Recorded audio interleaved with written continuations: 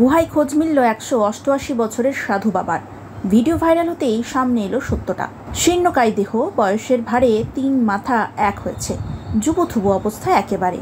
এমনই এক সাধু বাবার ভিডিও সম্প্রতি ভাইরাল হলো সোশ্যাল মিডিয়ায়। এই সাধু বাবার ভিডিও পোস্ট করে দাবি করেছেন বেঙ্গালুরুর কাছে একটি গুহা থেকে তাকে উদ্ধার করা হয়েছে। আর এই সাধু বাবার বয়স 188 বছর।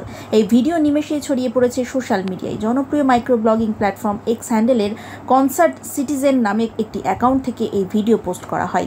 সঙ্গে ক্যাপশনে লেখা হয়, এই ভারতীয় নাগরিককে সদ্য একটি গুহায় খুঁজে পাওয়া গিয়েছে। তার বয়স বলা হচ্ছে 188 বছর। 24 সেকেন্ডের সেই ভিডিওতে দেখা যাচ্ছে দুজন ব্যক্তি ওই সাধুকে ধরে ধরে নিয়ে আসছেন। সাধুর শরীরের মাংস আর অবশিষ্ট নেই বললেই চলে। লিকলিকে হাত, পায়ে হাড় বোঝা যাচ্ছে স্পষ্ট।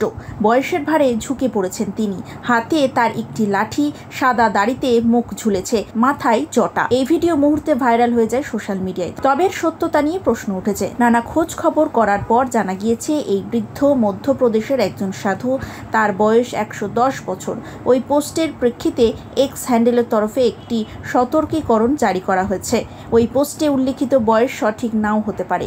এক্স হ্যান্ডেলের নোটে বলা হয়েছে, ভুয়ো তথ্য। এই বৃদ্ধ একজন হিন্দু সাধু। তার নাম সিয়ারাম বাবা। তিনি ভারতের মধ্যপ্রদেশে থাকেন। রিপোর্ট অনুযায়ী তার বয়স 110 বছর।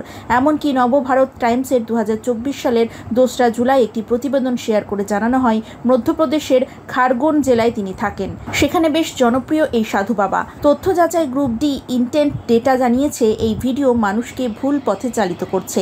এক্স হ্যান্ডেলের একটি পোস্টে তারা লিখেছে, বিশ্লেষণ বিভ্রান্তিকর, বাস্তবতা এক বৃদ্ধকে সাহায্য করছেন। এমন কিছু ব্যক্তির একটি ভিডিও শেয়ার করা হয়েছে যেখানে দাবি করা হয়েছে যে 188 বছর বয়সী এক ভারতীয় ব্যক্তিকে এইমাত্র একটি গুহায় পাওয়া গিয়েছে। আসল কথা হলো, এই দাবিগুলো সত্য নয়। ভারতের মধ্যপ্রদেশে বসবাসকারী সিয়ারাম বাবা নামের ওই বৃদ্ধের বয়স 110 বছর। উদ্দেশ্য, ইনফ্লুয়েন্সাররা সোশ্যাল মিডিয়ায় স্পটলাইট পেতে নিজেদের মতো করে ভিডিও প্রচার করছেন।